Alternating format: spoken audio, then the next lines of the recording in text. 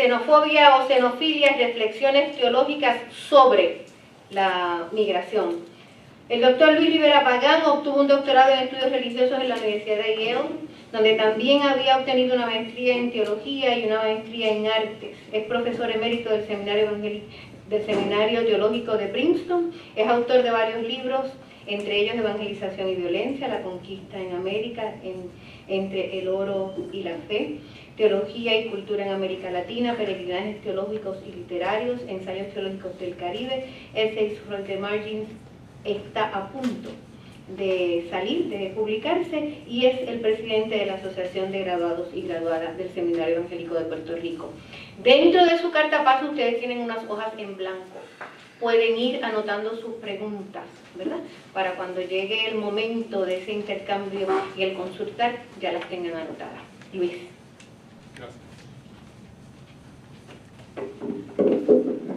¿Verdad que fue buena idea sugerir al licenciado Francisco Concepción? Excelente. Acuérdense las preguntas que hizo. Yo le voy a pedir a Francisco que en un papelito las apunte, porque él hizo extraordinarias preguntas al principio. Francisco además es el autor de una tesis doctoral que yo espero que se defienda lo antes posible, porque va a ser, él es abogado, pero va a ser una extraordinaria contribución a la discusión teológica en Puerto Rico. Su tesis doctoral es sobre asuntos de conversación teológica, sobre tortura, sobre los problemas de liberación en América Latina, y es una excelente tesis doctoral, así que espero que pronto haya posibilidad. Xenofilia o xenofobia, hacia una teología ecuménica de la migración. Permítame comenzar con uno de mis pasajes bíblicos preferidos, en Proverbios 31, al 8 al 9, versión de la Nueva Versión Internacional. Levanta la voz por los que no tienen voz. Defiende los derechos de los desposeídos. Levanta la voz y hazles justicia. Defiende a los pobres y necesitados. Un inmigrante arameo. La primera confesión de la Biblia comienza con una historia de peregrinación y migración. Y cito de Deuteronomio 26.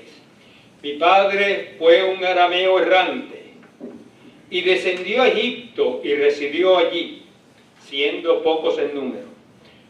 Nos preguntamos, ¿ese arameo errante y sus hijos e hijas tenían los documentos legales requeridos para residir en Egipto? ¿No serían acaso extranjeros ilegales? ¿Tendrían él y sus hijos las credenciales de la seguridad social egipcia? ¿Hablaban acaso de forma fluida y correcta el idioma egipcio? Al menos sabemos que él, aquel arameo errante, y sus hijos fueron extranjeros en el seno de un poderoso imperio. Sabemos también que fueron explotados y marginados. Ese es el destino de muchos inmigrantes. Dados sus escasos recursos, normalmente se los obliga a ejercer los trabajos domésticos menos prestigiosos y más extenuantes. Los que conocen el Seminario Teológico de Princeton saben quiénes son los que limpian los salones y las habitaciones, quienes cortan la grama, etcétera, etcétera. Pero al mismo tiempo despiertan la típica paranoia de los imperios, poderosos, pero temerosos siempre hacia el extranjero, hacia el otro o la otra, especialmente si ese otro u otra vive dentro de sus fronteras y llega a ser numeroso. Pasó con los hebreos en Egipto, pasa también con los inmigrantes latinoamericanos en el otro imperio. Hace más de medio siglo, Frantz Fanon describió de forma brillante la peculiar mirada de la población blanca francesa ante la creciente presencia de negros, africanos y caribeños en su entorno nacional. Desprecio y miedo se entrelazaba en esa visión. La historia bíblica que estaba citando en Deuteronomio 96 continúa. Y los egipcios nos maltrataron y nos afligieron y pusieron sobre nosotros dura servidumbre. Entonces clamamos al Señor, el Dios de nuestros padres, y el Señor oyó nuestra voz y vio nuestra aflicción, nuestro trabajo y nuestra opresión. Tan importante fue esa historia de migración, esclavitud y liberación, las tres cosas, migración, esclavitud y liberación, para el pueblo bíblico de Israel, que se convirtió en el centro de una celebración litúrgica anual de recuerdo y gratitud. La ya citada afirmación de fe se recitaba solemnemente cada año en la liturgia de acción de gracias en la fiesta de la cosecha.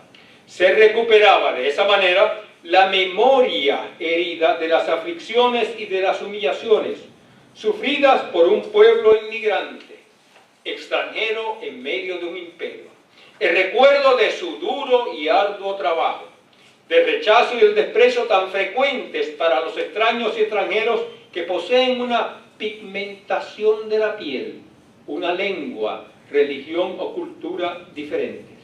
Pero era también esa celebración litúrgica anual la memoria de los actos de liberación, en lo que Dios escuchaba los dolorosos gritos del sufrimiento de aquellos inmigrantes, y el recuerdo de otro tipo de inmigración en búsqueda de una tierra donde pudiesen vivir en libertad, paz y justicia. Xenofilia, es una teología bíblica de la migración. La migración y la xenofobia son dilemas sociales globales muy serios, pero también expresan urgentes retos para la sensibilidad ética de las personas religiosas, como ustedes, ya bien lo dijo Francisco Concepción. El primer paso que debemos dar es percibir este asunto desde la perspectiva de los migrantes mismos, para prestar una cordial atención. La palabra cordial viene de cordialis, que en latín significa corazón. Así que prestar atención cordial significa prestar atención desde el corazón. Prestar cordial atención a sus historias de sufrimiento, esperanza, coraje, resistencia, ingenuidad, y como tan frecuentemente sucede en la sur de Estados Unidos, sudeste, sudoeste americano, muerte. Yo estuve en Fort Worth discutiendo este asunto con, qué sé yo, centenares de presbiterianos. Últimamente los presbiterianos me invitan mucho. Y estaba en Fort Worth, estaba en Texas, y el asunto central era esa migración. Y algunos lo veían como una fuente de peligro, pero había mucha gente ahí que veía el problema de la, no solamente de la nostalgia ni de la angustia, sino de la desesperación ante la posibilidad de la muerte. Muchos de los migrantes ilegales terminan siendo unos nadies. En el apropiado título del libro de John Bowes, el título del libro se llama The Nobodies, los nadies. O gente desechable, que es otro título del libro de Kevin Bales. Disposable people, gente desechable. O como Zygmunt Bauman lo llama en otro libro, vidas desperdiciadas, wasted lives. Son, a veces, los actuales siervos, los nuevos dulos. Ustedes saben que en nuestra Biblia, en el Nuevo Testamento, esa palabra dulos aparece mucho, y la mayor parte de las versiones traducen como siervos, porque es la versión actual. Pero dulos eran esclavos. Un dulos era un esclavo. Su terrible situación no puede ser captada sin considerar el aumento significativo de las desigualdades globales en estos tiempos. En estos tiempos de desregularización internacional de la hegemonía financiera. Para muchos seres humanos, uno lo ve en tantos lugares de norte y occidente. Para muchos seres humanos, la terrible alternativa se encuentra entre la miseria en su tierra tercermundista y la marginalidad en el rico oeste norte. Ambos funestos destinos íntimamente ligados. Vayan una noche en Ginebra, allí cerca del lago, como a las 11 a 12 de la noche, para que vean. La situación se ha agravado, claro, tienen que tomar un avión. La situación es que el inicio de esta conferencia fue en Ginebra, en mayo de 2012. Todavía se quedó eso ahí. La situación se ha agravado agudamente en Estados Unidos, con el éxodo, y eso lo estuvimos discutiendo en Texas este verano, con el éxodo de decenas de miles de niños y niñas, que al intentar escapar de la miseria y la violencia imperante en El Salvador, Honduras, Guatemala y México, se exponen a las inclemencias de las pandillas traficantes de seres humanos, los coyotes, para al final de ese arduo y peligroso peregrinaje enfrentar la posible detención, el escarnio y la deportación en la frontera sureña de los Estados Unidos. Su situación se ha convertido en una crisis humanitaria de dimensiones épicas. El miércoles pasado me estaba recordando, y me estaba recordando una mujer alta, espigada, de origen dominicano, y ella tiene una hija allí, como de 13 años. Me está diciendo, pero profesor, yo no entiendo cómo una madre en El Salvador o Honduras manda a su neno o su nena. Yo le dije, mira, yo estuve en El Salvador a fines de junio, una semana. Estuve discutiendo ese asunto. Imagínate, tu nena, 13 años, vives en El Salvador. Y tú estás allí en El Salvador como estás aquí en Puerto Rico de madre soltera, muy bien, con tu hija. Y de pronto tú ves que a tu hija, los maras, es decir, la pandillita más cercana, comienzan a mirarla. Y tú sabes que a sus 13 años lo que les espera, la manera como esos maras comenzarán a usar el cuerpo de tu niña. Tú sabes que la posibilidad de que tu niña termine entre las drogas y la prostitución. Y tú sabes que tú no tienes ahí ningún tipo de poder. Eres una miserable madre soltera. Pero tú sabes que tú tienes un hermano en Newark y un hermano en Chicago. Y un día le dice a tu nena, echa a caminar. Y la nena tiene que atravesar todo El Salvador, toda Guatemala, todo México y llegar a la frontera del sur. Y yo le dije, me está recordando, imagínate tú en esa situación.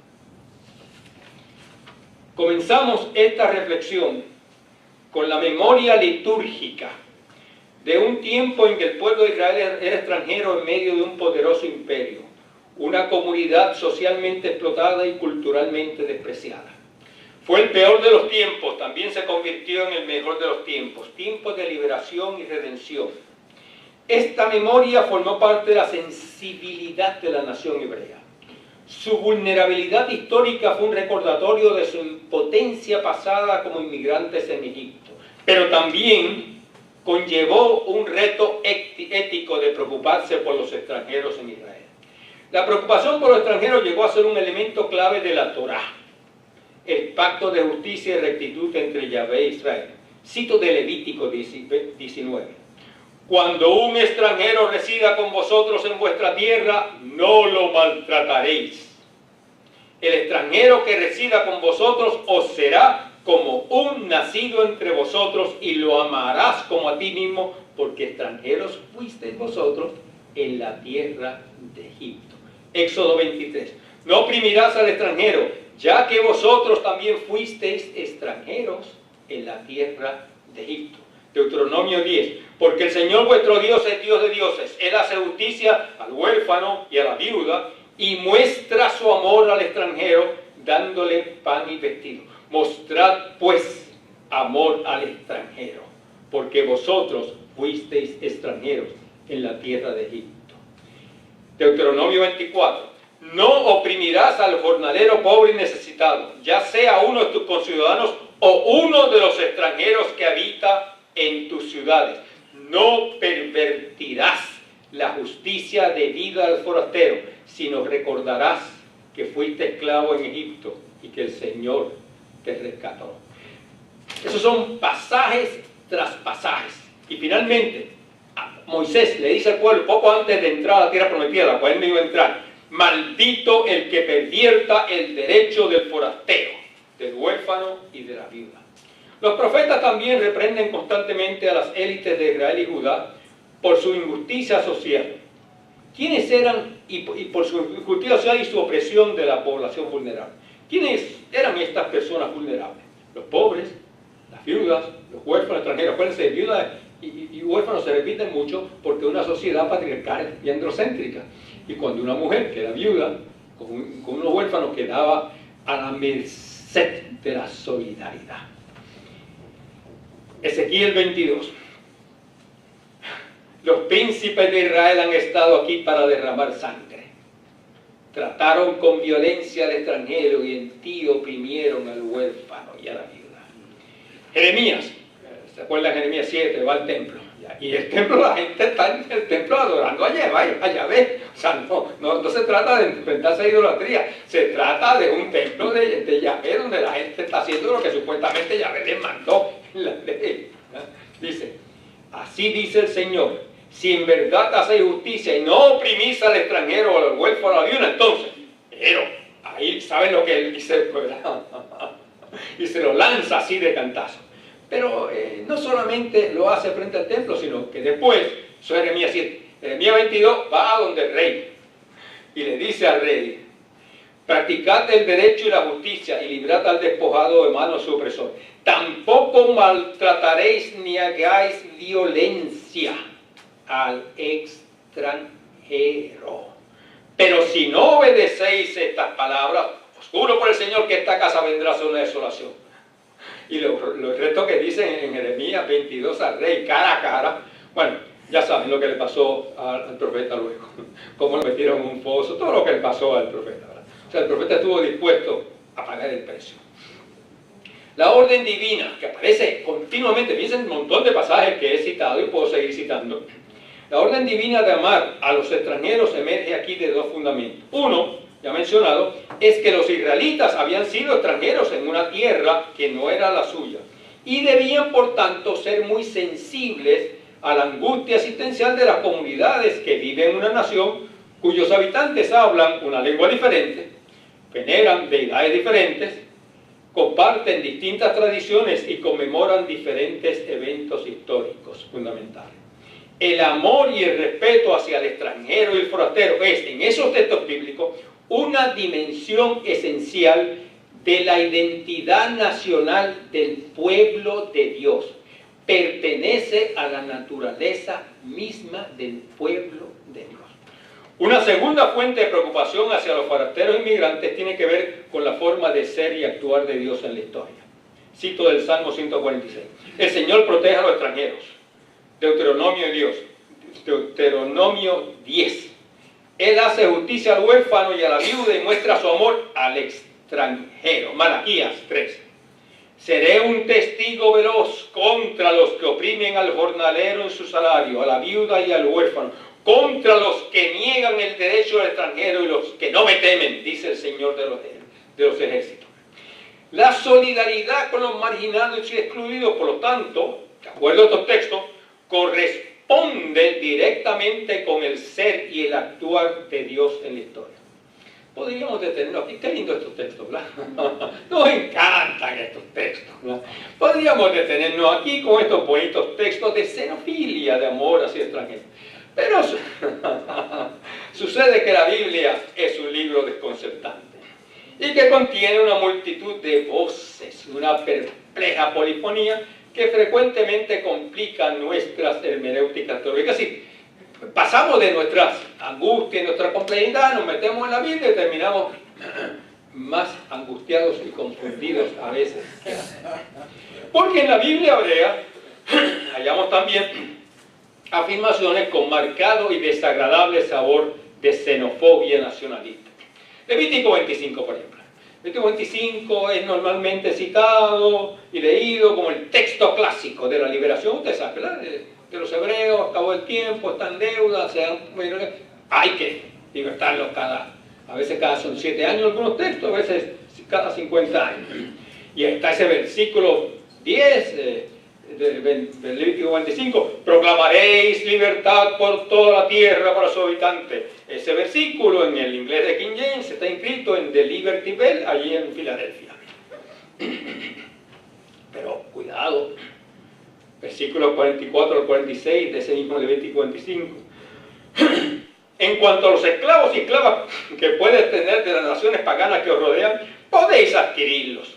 De los hijos de los extranjeros que residen con vosotros y de su familia, ellos pueden ser posesión. De pronto, uy, ¿qué es esto? Y Deuteronomio 20, lean Deuteronomio 20 desde al 26. pueblo se acerca a la tierra prometida. Entonces hay dos tipos de naciones en el camino. Los que no están en la tierra prometida, o si no acceden a ser una especie de súbdito, los destruyen totalmente. Si acceden, pues entonces pagan tributo y siguen. Pero los pueblos que están en la tierra prometida, ahí no quedará uno solo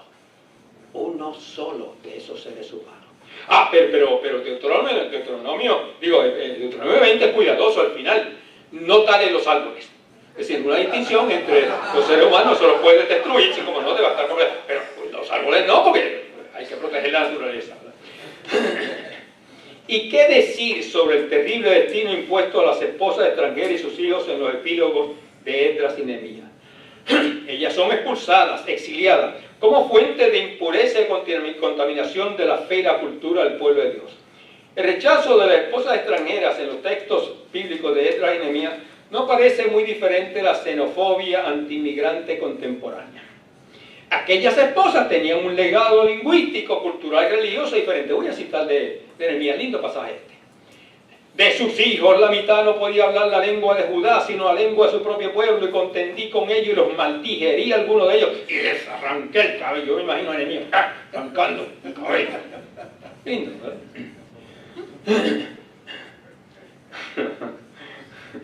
Este es un constante, irritante modus operandi de la Biblia. Vamos a ella a buscar soluciones simples y, uy, Dios mío, por un lado ama al extranjero, por otro lado mira cómo hace Nehemías, le arranca los cabellos, y el Deuteronomio 20, Levítico 25, 46, ¿qué pasa? Bueno, pero nosotros somos cristianos, así que ir al Antiguo Testamento. Y al ir al Antiguo Testamento tenemos que ir a Jesús y preguntando cuál es la postura. Yo creo que aquí un margen pueden ser dos cosas, una fuente de dos cosas, la actitud de Jesús hacia los samaritanos y esa fabulosa mensaje de Mateo 25. Los judíos ortodoxos menospreciaban a los samaritanos como posible fuente de contaminación e impureza. Pero Jesús no se inhibió en absoluto de conversar amigablemente con una mujer samaritana de dudosa reputación, ¿no? Derrumbando esa pared de exclusión.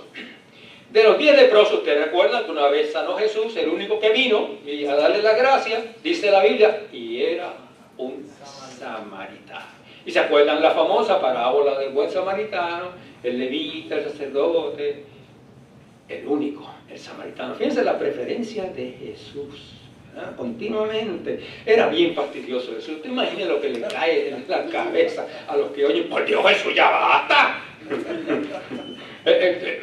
Jesús hablaba de los samaritanos continuamente como algunos de nosotros hablamos continuamente para que nos oigan y para fastidiar de los derechos de los homosexuales y las homosexuales, ¿no? Así que cualquier me fastidie a mí sobre los homosexuales, porque yo los defiendo, pues yo digo, hablen con Jesús sobre los samaritanos, ¿no? Bien. Vamos a la extraordinaria parábola del juicio de las naciones del Evangelio de Mateo. ¿Quiénes son, según acuerdo a Jesús, los bendecidos y los justos? Las ovejas. En la Biblia los cabritos como que siempre la tienen mal, ¿verdad? Las ovejas. Pues son aquellos que... Pero miren cómo dice Jesús. Jesús no dice, porque ustedes vistieron a los que tenían, o alimentaron a, o cuidaron de, o acogieron al forastero, sino porque me viste a mí desnudo, me viste a mí hambriento. O sea, eso es una cosa extraordinaria. Es decir, esos marginados, esos desnudos, hambrientos, necesitados, esos angustiados inmigrantes, constituyen la presencia sacramental de Cristo. Porque tuve hambre, porque tuve sed, porque me recibisteis, porque estaba desnudo y me vestisteis. O sea, la vulnerabilidad de los seres humanos llega a ser de una forma misteriosa la presencia sacramental de Cristo. Cuando usted va a Romanos 12 se dan cuenta que Pablo tiene en la memoria esa presencia sacramental para desarrollar su teoría o su idea de la filoxenia o de la hospitalidad como elemento central de la comunidad cristiana. Y acuérdense, no estamos hablando de una comunidad rica, estamos hablando de comunidades pobres que, sin embargo, Pablo dice que tienen que ser hospitalarios con aquellos que Jesús dijo que había que ser hospitalarios. El autor de la carta a los Efesios, por ejemplo, tiene eso también en la memoria y dice: ya no sois extranjeros ni advenedizos, sino que sois conciudadanos. Y mi impresión es que el autor de esa epístola de Efesios, quien haya sido el autor, posiblemente tenía en su mente, porque acuérdense, los autores del Nuevo Testamento conocían muy bien las escrituras hebreas, cómo Ezequiel concibe el Israel post-exílico. Hay dos elementos. Uno, la erradicación de la injusticia social. Dice Ezequiel 45:8: ahí mis príncipes no oprimirán más a mi pueblo, mis príncipes no oprimirán más a mi pueblo. O sea, que esa visión del utópico nuevo Israel sería un Israel donde no habría opresión. Segundo, la tierra, sortearéis la tierra como heredad entre vosotros y los forasteros en medio de vosotros, y serán para vosotros como nativos entre los hijos de Israel. Se les sorteará herencia con vosotros entre las tribus de Israel. Yo en Texas dije eso y dije, bueno, vamos a dividir esta tierra de Texas entre los gringos y los no gringos. Se podrá imaginar cómo cayó eso, ¿verdad? Hoy en día, algunos de nosotros caminamos poco más que nosotros y vamos aquí y allá y descubrimos que las grandes ciudades ya son sitios de encuentro de múltiples culturas, lenguas y memorias y legados. Hay una tendencia, sin embargo, entre muchos expertos y líderes públicos a hablar sobre los inmigrantes, tratándolos principalmente o incluso exclusivamente como trabajadores, cuya labor podría contribuir o no al bienestar de los ciudadanos nacionales. Esa clase de discurso tiende a objetivar, deshumanizar, se les ve como factores en el proceso de producción. Cualquiera que sea la importancia, a veces muy importante, de los factores económicos, tenemos que recordar lo que dije de los dos elementos del Antiguo Testamento centrales en contra de los aquí y allá xenofóbicos y los de Jesús. Lo importante son seres humanos, son criaturas de Dios, son de los preferidos de Dios, son la presencia sacramental de Cristo. Una preocupación que descubro donde quiera, que alimenta el recelo hacia los residentes extranjeros, son las posibles consecuencias para la identidad nacional. Uno de los momentos que yo empecé a trabajar este tema fue cuando leí ese librazo de Samuel P. Huntington, Who Are We? Challenges to America's National Identity. Yo creo que casi todo el mundo conoce a Samuel P. Huntington por su libro The Clash of Civilization. Who Are We? Challenges to America's National Identity es más grueso, es más intenso. Y lo que dice Samuel P. Huntington es que hay demasiado latinoamericano aquí. Y que el problema es que fundamentalmente corrompen nuestra cultura. Muchos de ellos ni saben inglés, ¿verdad? Y hay un momento dado donde Samuel P. Huntington lanza y dice: esos migrantes latinoamericanos podrían constituir a serious threat to our cultural integrity and maybe even political integrity. Casi todo el mundo dice, no es cierto. Yo lo único que digo, ay, ojalá, no es cierto. Pero lo ve como una amenaza. Bien. Lo que olvida Samuel P. Huntington mucho es que las identidades nacionales son construcciones que se dan, que se constituyen mediante intercambio con personas de herencias y tradiciones culturales diferentes. Y segundo, no se trata de tolerar al otro y la otra, sino que hay que aprender en un mundo de distintas culturas a disfrutar, a respetar, a celebrar la diversidad. Por algo, la importancia de Pentecostés. Además, estamos finalmente en la era de la migración. Esta situación de la que estaba hablando Francisco requiere un riguroso análisis de nosotros, desde un horizonte ecuménico universal. El problema que yo encuentro en Estados Unidos es que se creen de Lone Ranger. Se creen que la cosa comienza en yo soy parte del Global Network on Migration del World Council of Church, del Consejo Mundial de Iglesia, y se descubre en ese red que ese problema está en Madrid, en España, que está en Francia, que está en Europa, que está en Costa Rica con los nicaragüenses, que está en México con los guatemaltecos, sí, que está presente, ¿verdad? Y que por lo tanto no se puede resolver, hay que resolverlo en diálogo ecuménico universal. Segundo, hay que tener un profundo entendimiento de las tensiones y malentendidos que a veces surgen entre personas de distintas tradiciones. Hay que darse cuenta, ¿no? Tercero, desde lo que decía, ante una perspectiva ética, cordial, que privilegie las aflicciones de los más vulnerables, como las voces sumergidas y silenciadas de extranjeros que necesitan ser descubiertos. Y cuarto, para nosotros, como cristianos, una sólida base teológica ecuménicamente consciente. Déjeme dar un ejemplo de aflicción. Yo trabajé en Princeton, Mauri conoce esto, José González también, y un día llego, creo que en el verano del 2006, y de pronto descubro que 5 de los empleados de Aramark, lo que hace en la cafetería de Princeton, pues trabajan mañana, tarde y noche, habían sido desempleados. Y llamo a Vilda, una guatemalteca que trabajaba allí, que era muy amable, que llevaba años trabajando allí. Y le pregunto, Vilda, ¿qué pasó? ¿Por qué te despidieron de Aramark? Ay, profesor, una cosa allí que yo no entiendo, como social, algo, security, algo así. Le digo, Vilda, ¿cuánto tú pagaste por eso? Ay, unos $50. Ok, está bien, tenías una tarjeta de seguro social fraudulenta. Bien, en la próxima reunión de la facultad, el presidente ora por el bienestar de la comunidad, y yo tenía que dar un informe, y yo me pregunto, esa persona que trabajó durante años, que les dio a ustedes, les sirvió la comida, ¿ustedes saben cómo se llama? Porque ella no era empleada del seminario, era empleada de Aramark. ¿Saben lo que hacía esa señora? Contribuía todos los meses al seguro social, pero no puede cobrar ese seguro social. Estaba contribuyendo al beneficio del seguro social de ustedes. ¿Saben lo que deben hacer ustedes? Todos, mandarle un thank you note a esta persona por contribuir al bienestar futuro de ustedes cuando se pensionen y reciban seguro social. Calladitos se vieron más bonitos, ¿no? Déjenme terminar con un par de citas.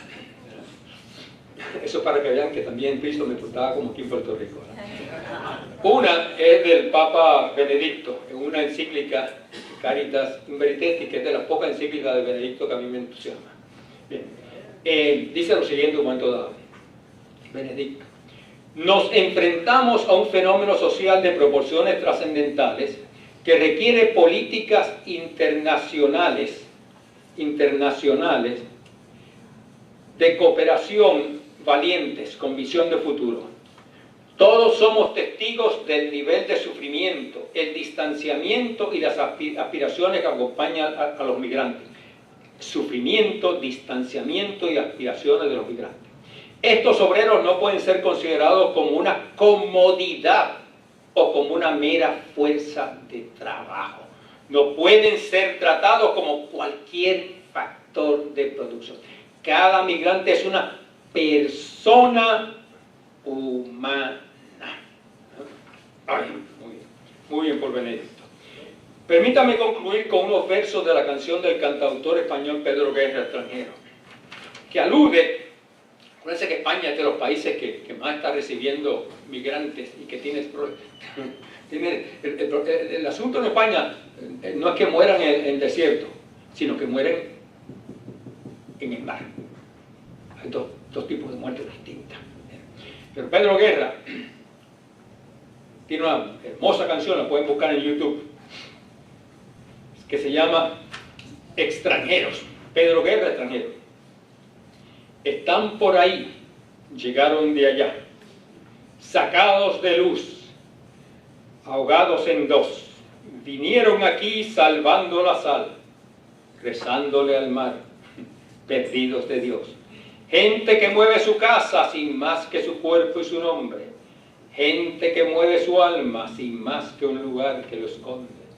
Están por aquí, cruzaron el mar queriendo París, buscando un papel. Llegaron de allí, vivieron sin pan, intentan seguir, no quieren volver. Por ser como el aire, su patria es el viento. Por ser de la arena, su patria es el sol. Por ser extranjero, su patria es el mundo. Por ser como todos, su patria es tu amor. Recuerdo una vez que fuimos así, los barcos y el mar, la fe y el adiós. Llegar a un lugar pidiendo vivir, huir de un lugar salvando el dolor. Muchas gracias.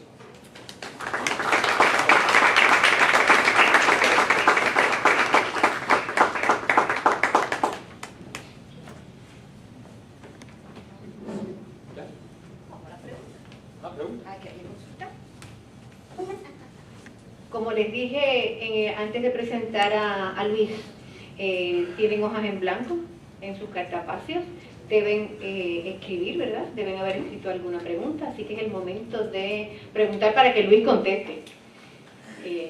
Preguntas, allá. Me dice, es importante, ¿verdad? Que digamos el nombre nada más y su pregunta. Héctor, mi nombre es Héctor.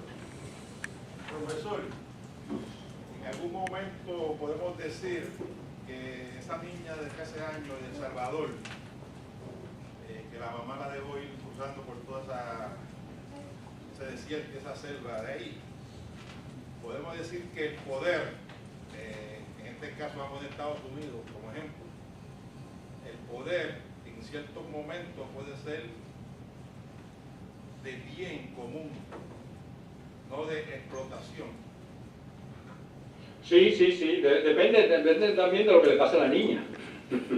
Yo ahora en una reunión que tuve con centenares de presbiterianos calvinistas que se reunieron la semana pasada, el fin de semana, en The Sin City, Las Vegas, nada menos, ¿verdad? La obispo Minerva Calcaño dio un ejemplo de un niño que supondría que tendría alrededor de 11 años, lo encontraron muerto en el desierto. Y no sabían, no tenían un nombre, y descubrieron que la mamá había puesto en aquí, ¿cómo se llama esta cosa de la correa? En la hebilla del correo, escondía en la hebilla la dirección de un familiar, todos los detalles de ese familiar. Y entonces se le llamó a ese familiar y se le dijo, tenemos el cuerpo. Cuando yo fui a El Salvador, habían alrededor ya de 57,000 niños o niñas detenidos. Los que llegaron, porque no todos llegaron. Es un caso aterrador. Y entonces decía el obispo Minerva Calcaño que ella es obispo en el sur de California, y que bajo su territorio episcopal está ese pueblo donde iban a llevar algunos de los chicos, y un grupo de gente se paró y paró y le decían go to hell, go to your land, y entonces porque veían a esos niños como posible fuente de enfermedades, otro montón de cosas, criminalidad, etcétera, etcétera. Así que pero lo que yo quería recalcar con este ejemplo de la niña es que cuando nos preguntamos ¿cómo diablos los padres permiten?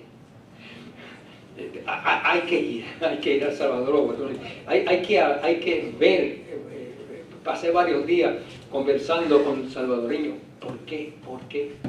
Y me dieron, por ejemplo, ese ejemplo. Si tú tienes una niña de 13 años, una madre soltera, y de pronto tú comienzas a ver que las pandillitas, la pandilla empiezan a mirarla, ya tú sabes lo que va a pasar. Ya tú sabes.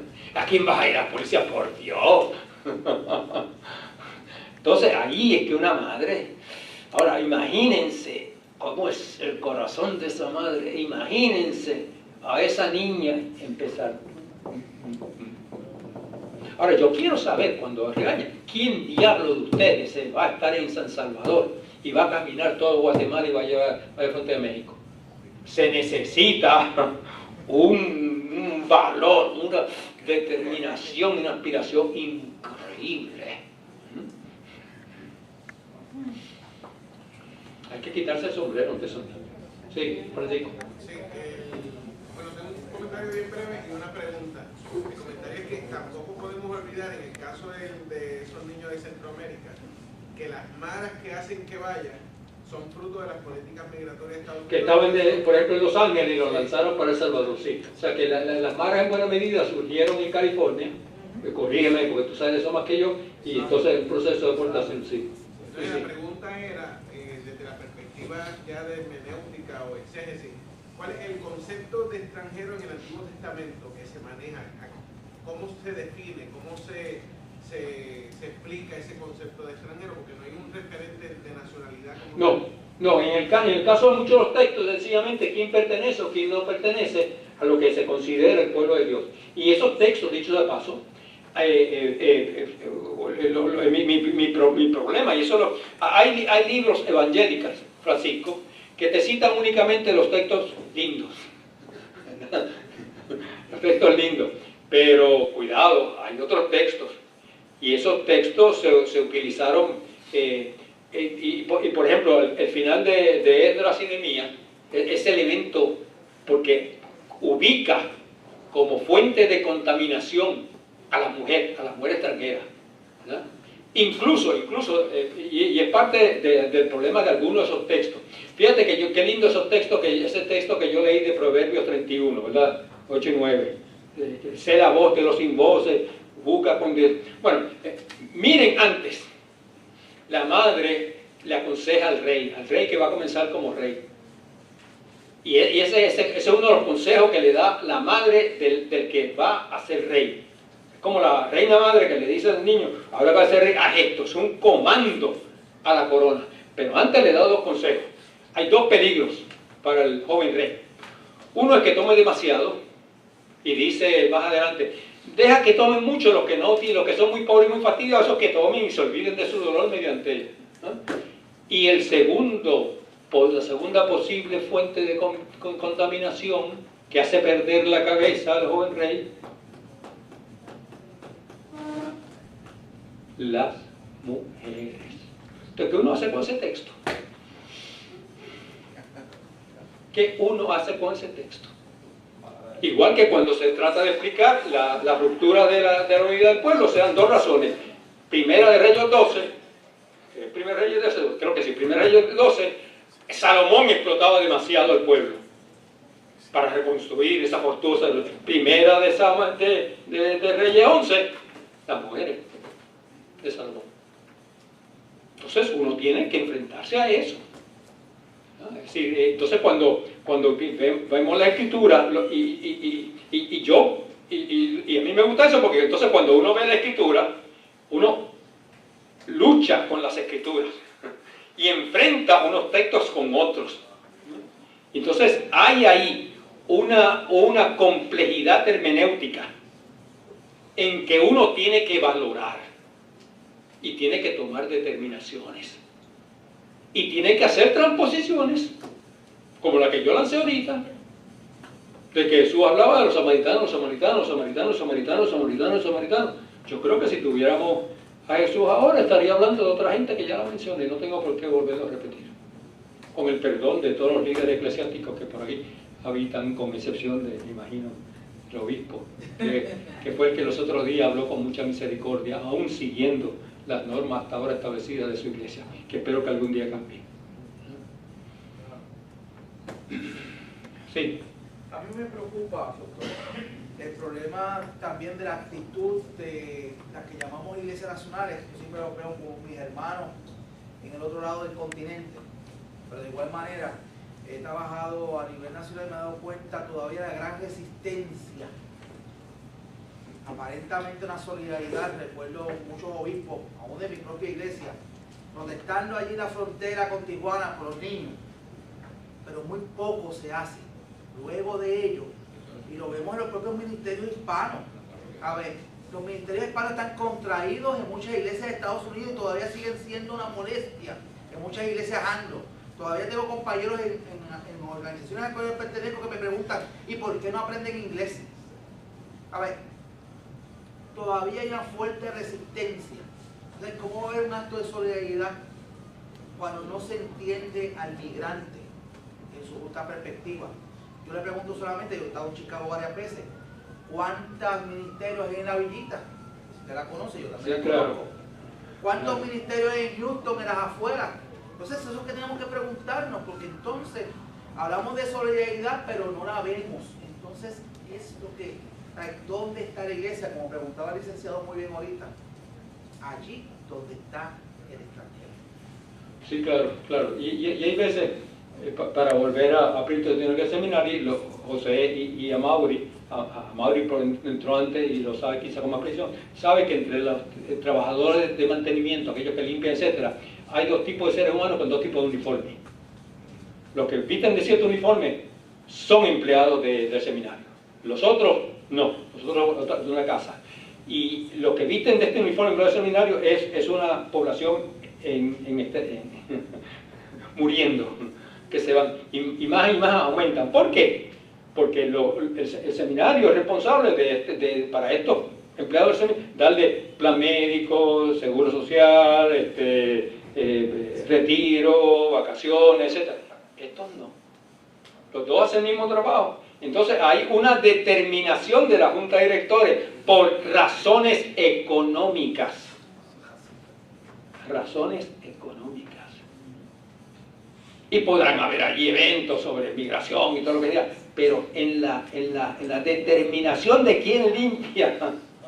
Porque de eso se trata, de quién diablos limpia, lo que prevalece. Y ustedes pueden, si oyen tocar en su habitación o en su oficina, de que van a limpiar, ustedes pueden hablar en español y tranquilamente saben que generalmente son españoles y entonces hay la lucha interna a las instituciones eclesiásticas sobre eso. Y es importante seguir eso porque la pura verdad es que el presidente Obama lleva terminando su 6º año y él comenzó con una de sus promesas, era la reforma de las leyes de migración. O sea, fue una de sus promesas y hasta ahora nada que hablar. Y esa nación lleva años. Sí. Profesor, ¿me convoca a mí para hablar? No, yo creí que había alzado la mano. Sí, Sí. había alzado la mano. Doctor, yo tengo un corazón dolido por lo que está pasando en el norte, pero mi corazón está aún más dolido por lo que está pasando a 10 minutos del seminario. Yo soy pastora de Barrio Obrero. Y ahí están los niños. Sí, ahí están las niñas. Están las niñas solas, dejadas aquí, sus padres afuera. Tenemos los varones ya mirándolas para meterlas en los bares de la esquina, para prostituirlas, para meterlas en las drogas, porque ¿de dónde van a comer estas niñas como necesidad? Y yo miro, ¿verdad?, la imagen del norte como un modelo que tal vez no sea el mejor. Y definitivamente no es el mejor. Pero yo tengo que mirar mi casa. Yo tengo que mirar lo que está pasando alrededor en Santurce. Y por eso es que yo vengo aquí, tal vez contestando la primera pregunta del exponente. Mi sueño es que este Congreso sirva para una alarma, una campana, que miremos lo que está pasando aquí con estos niños que están invisibles, porque nos están siendo invisibles. En la medida en que yo sigo mirando la frontera de México, pero no miro la muralla de Santurce, me están siendo invisibles como iglesia, y aquí está mi pastoral. Y yo pregunto, y mi pregunta es, ¿qué vamos a hacer con estos niños, con estas madres, con el problema de la red social de tráfico de seres humanos que está enclavada aquí, que son nuestros vecinos del seminario, que son nuestros vecinos de nuestras iglesias? ¿Qué vamos a hacer como iglesia? Pues yo creo que esa es la pregunta que los grupos tenemos que plantearnos. ¿qué vamos a hacer como iglesia? A mí me parece que esa pregunta es fundamental y se une a las preguntas de Francisco. Sí. O sea que una idea al aire. Entonces tenemos que irnos de frente a lo establecido, a ver si se rompe esta diatriba y entonces creamos un proceso de que se detenga nuestro proceso de conversión, a ver si se crea uno nuevo. Pero aquí entonces, de frente entonces a lo que está ocurriendo ahora, ¿cómo lo iniciamos? ¿Cómo lo iniciamos si la gente no quiere cambiar su manera de ver? Esa es otra buena pregunta para el grupo de discusión. ¿Cómo logramos una conversión? Pues eso es lo que tú estabas hablando. Sí. No sé. Yo quería tratar el asunto de identidad porque estaba leyendo un libro de Eduardo Mendieta que se llama Global Fragments. Y está hablando con este fenómeno de una de las cosas que tenemos que ver con los problemas de globalización es estas fuerzas migratorias que están pasando a través de todo el mundo. No solo en Estados Unidos, no solo en Puerto Rico, es la realidad de la economía mundial ahora que vivimos. Para bien o para mal, con las promesas y las maldiciones que vienen con. Diciendo eso también va a afectar lo que llamamos las identidades nacionales, porque todas están en un flujo constante y con diferentes variedades. Por ejemplo, yo soy nacido y criado en Nueva York. Llegué aquí hace 8 meses, pero el problema es que yo me crié en una comunidad, en el tiempo que me crié en Nueva York, era la comunidad boricua, que era casi una enclava, y estábamos encerrados, entonces preservar la identidad puertorriqueña era una cosa mucho más, por decirlo así, fácil, ¿verdad? Porque teníamos nuestra infraestructura insular.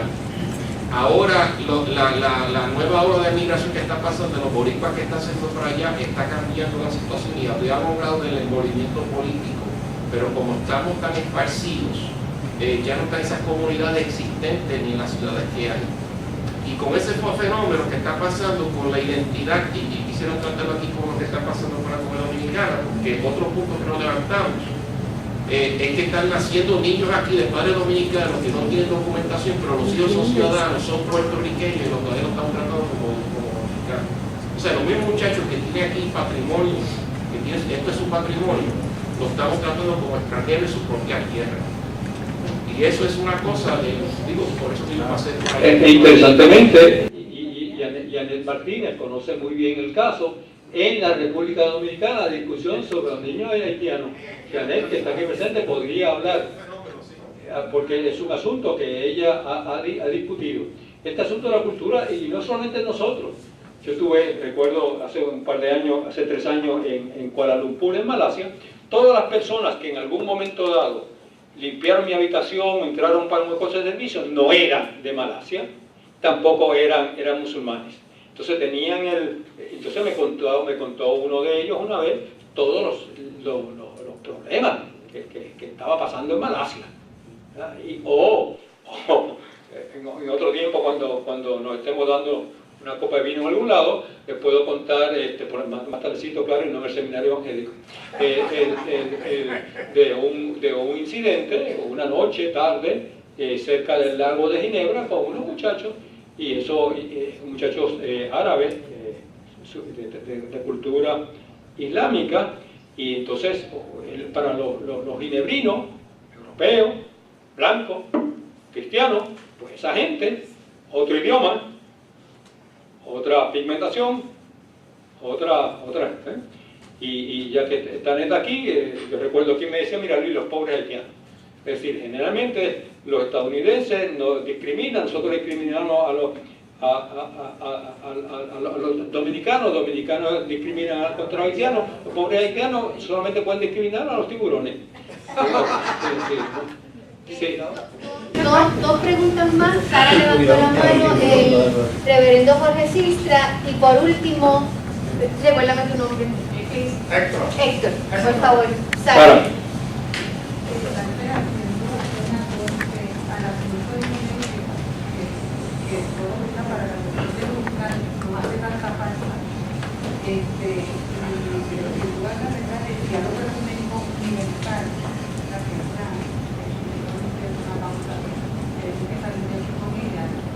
me parece a mí que es bien importante el asunto de recuperar la memoria histórica. Sí. Porque tal vez parece que el documento universal, cuando recuperamos la memoria histórica, nos vamos a dar cuenta que todos y todas, como bien tú decías, somos extranjeros. Los mismos israelitas eran extranjeros, o sea, y los samaritanos adoraban, y eran yavistas, y adoraban, lo único que adoraban un nombre diferente, y obviamente como estaban geográficamente, tenían que tener su universidad, pero eran yavistas. Sin embargo, el mismo Jesús, cuando se encuentra con una mujer samaritana, establece su distancia, porque una le dice, no, la salvación viene de los judíos, y entonces después es que él dice, no, pero ahora vamos. El pasaje de la mujer samaritana es que es un poquito más profunda para darse cuenta que no eso estableció su distancia y categoría. Pero a mí me parece que definitivamente eso es lo que tenemos que recuperar. Porque los samaritanos no eran extranjeros allí. Los samaritanos eran de allí. Lo que pasa es que después que el pueblo Israel conquista, y ahí es donde yo creo que es la segunda cosa que tenemos que andar tal vez, yo no sé si será colonialidad, ¿verdad? La cuestión de que una cosa es tú hablar como persona que recibiste asilo en ese país, y entonces, cuando hablaban originalmente los israelitas, porque fuimos extranjeros y lugares extranjeros y fuimos oprimidos y bla, bla, bla, pero después el cambio verán cuando son conquistadores. Entonces, los otros versículos que tú hablabas, porque ya son los conquistadores y ahora somos dueños aquí, y ahora todos los demás son extranjeros. Así que también hay una cuestión, no sé si me estoy explicando. Sí, te está explicando bien. De identidad, que definitivamente hay que recuperar una memoria histórica en todo, porque al fin y al doce, todos y todas somos extranjeros. Uno por un motivo, otro por otro. Esta tierra original no era de nosotros, era de otros, y otros que hemos ido conquistando, y tal vez esos discursos de sacar y de jalar los pelos y todas esas cosas salen, porque no olvida. Claro, déjame decir sobre el samaritano. A mí sobre el samaritano, lo que decían los judíos ortodoxos era que también se habían entrado y se habían mezclado con personas no judías que por lo tanto no eran puros. Hasta el día de hoy existen los samaritanos, están bastante aislados, tienen un problema serio de endogamia que están tratando de resolver. Si algún día van a Tierra Santa, vayan al territorio de los samaritanos. Sí, me llama un poco la atención y me resulta desafiante cuál es la mirada que nosotros tenemos hacia las familias según el lugar donde nos ubicamos. Cuando nuestros hijos se van a vivir a otras realidades, hacemos todo un proceso de acompañamiento y de sensibilización hacia los hogares de nuestra gente que ya no tienen sus hijos o los tienen de otras maneras, creo que y entonces pues las iglesias son sensibles al acompañamiento pastoral, a darle la mano a estas familias que quedan sin hijos, pero no tenemos la misma sensibilidad hacia aquellos que vienen a vivir a nuestra tierra y también tienen hijos que nadie quiere adoptar, por llamarlo de alguna manera, recibir, acoger como su familia, como decían recién, que están vecinos aquí al seminario, que son los que hacen los trabajos que nadie quiere, los que nos cortan la grama en nuestras casas,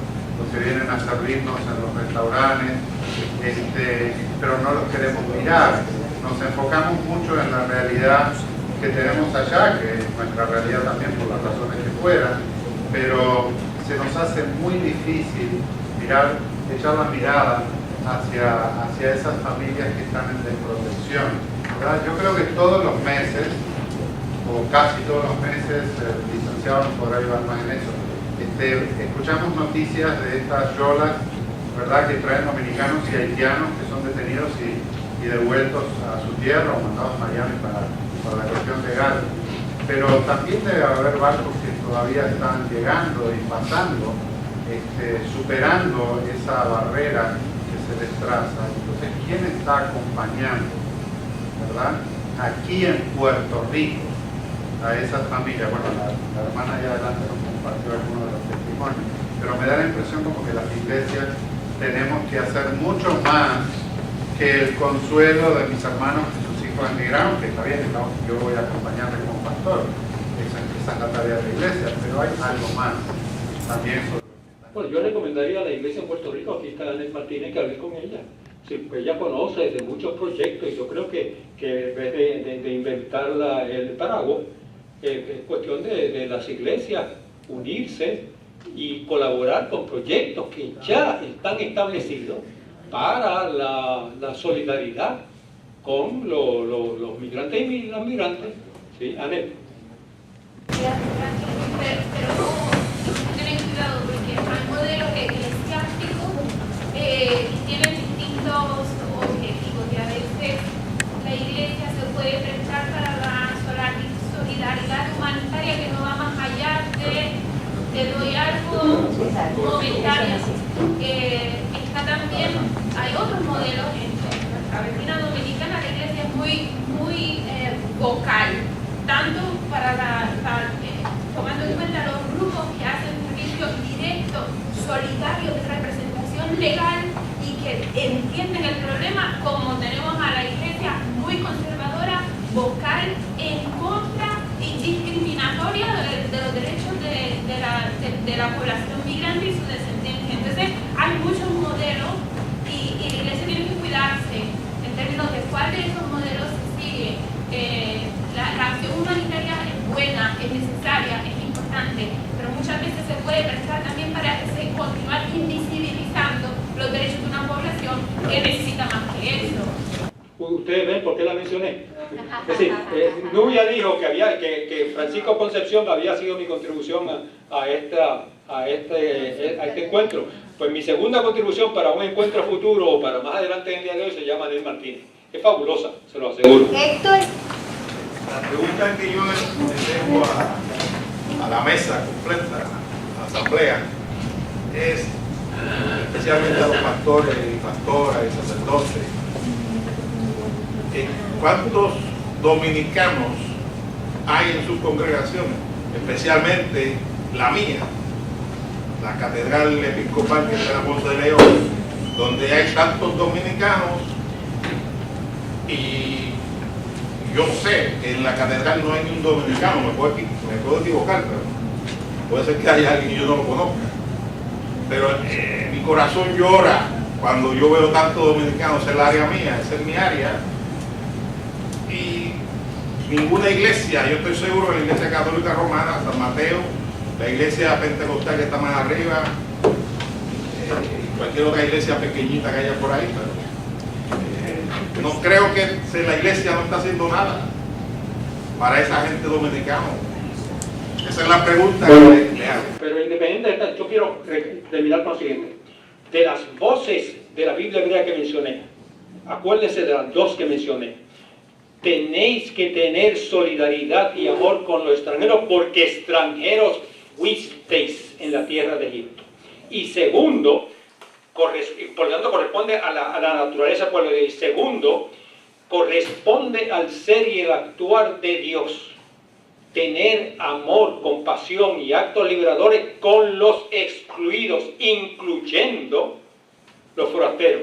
Y en el Nuevo Testamento, la actitud de Jesús hacia los y las samaritanas y esa presencia sacramental de Jesús en los excluidos y menesterosos, incluyendo los forasteros. Y en algún momento léanse la genealogía de Jesús en Mateo. Es distinta a otra genealogía. Las genealogías son pasajes bíblicos aburridísimos, ¿verdad? Y son tal macho es hijo de tal macho y tal macho es hijo de tal macho. Son bien androcéntricos, pero en Mateo incluye 5 mujeres. 5 mujeres. Y lo interesante con las 5 mujeres, primero que son mujeres, es de las pocas genealogías en donde las mujeres, que son las que finalmente cargan, aparecen mencionadas. Segundo, algunas de esas mujeres eran extranjeras. Se les acoge, por lo tanto, como parte de la ascendencia de Jesús. Y segundo, no puedo terminar sin decirlo, la conducta de algunas de esas mujeres interesante, ¿verdad? La de Tamar, la de Ruth, Rahab, aquella mujer de Urías que se bañó para que el rey la viera. Y finalmente la embarazada antes de estar desposada. Muchas gracias. La excepción, un minuto. Bueno, mi preocupación es que el estatus político influye también cómo la Iglesia se acerca a estos temas. Cómo la Iglesia hace conciencia real de estos temas, no solo en espacios teológicos como este, ¿verdad? Porque llegar a las congregaciones locales con temas como este no ha sido fácil por todos los factores que ya algunos compañeros han mencionado. Y yo percibo y siento que tenemos una iglesia puertorriqueña en un cambio de estatus. Coincido con Sara, que está en un cambio de estatus desde la perspectiva que vamos perdiendo conciencia histórica y profética y nos acercamos más a modelos litúrgicos, de práctica, de acción, donde estamos solo en esas dimensiones de llenar el espíritu de alegría y alabanza. Entonces estos no son temas que sean parte de nuestra conciencia y de nuestra realidad. Así que me preocupa ese proceso que tenemos y cómo desde aquí, que para mucha de nuestra gente en la congregación son los lugares altos de los pensamientos elevados, esa gente allá hablando de esos asuntos con los que yo no coincido o no me interesa o no los entiendo o los considero herejes, ¿verdad? En muchas áreas o en muchos tópicos. ¿Cómo podemos desde aquí hacer llegar y tocar a nuestras congregaciones con un pensamiento popular, con una versión popular, con una guía, con una confrontación que nos rete realmente a tener trabajos, modelos organizados a todos estos asuntos? Pues el problema de esta reunión, ¿verdad? Mi primera impresión es que aquí hay mucha gente, para empezar, más de lo que yo esperaba. Y además veo entusiasmo y veo deseo y aquí hay gente de las iglesias. Es decir, que yo creo que este puede ser uno de los inicios de un proceso de renovación en la conducta y en el pensamiento de nuestras iglesias. O sea, yo no tengo la varita mágica, ¿verdad? Pero sí sé que aquí hay suficiente inteligencia y suficiente compromiso, porque lo veo, muchos de ustedes los conozco y los respeto y las respeto, como para comenzar un proceso. Y yo felicito a los que comenzaron, a los que diseñaron este proceso. Así que verán en los grupos de discusión y en talleres de por la tarde, donde saldrán X número de sugerencias para echar adelante eso que tú muy bien has planteado.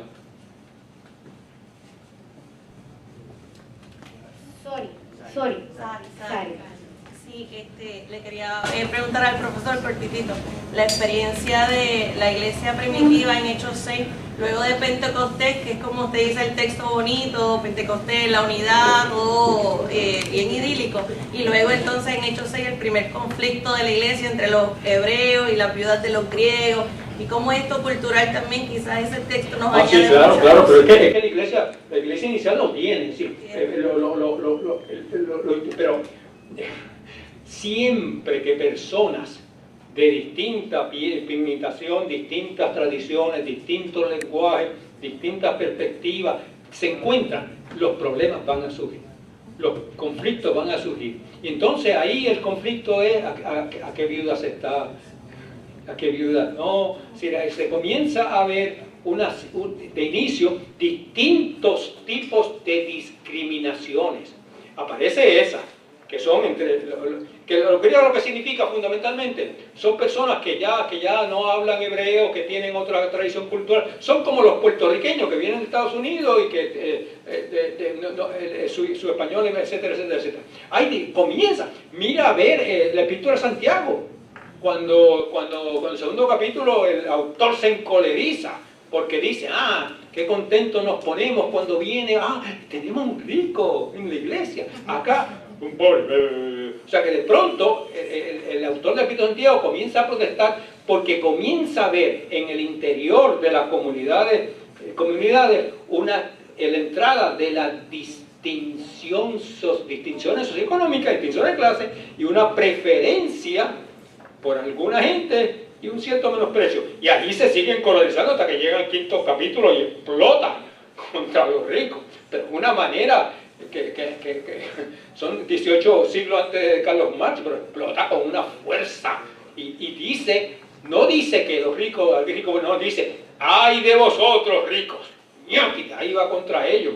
¿No? Y los acusa de ser ricos por explotación del trabajo, de los jornaleros, una fuerza. Entonces aquí distintos tipos. Y eso lo tendremos siempre, en todo momento, en todo lugar. El problema es, y el problema que estamos discutiendo es cómo nos enfrentamos a eso y cómo logramos dejarle a nuestros hijos y nietos, digamos así, que tendrán problemas distintos y no necesariamente más sencillos los nuestros, que por lo menos podamos decir, logramos que se crea una comunidad que ya no discrimine más contra los extranjeros, contra los menesterosos, contra las mujeres, contra los pueblos indígenas y contra aquellas personas de orientación sexual distinta.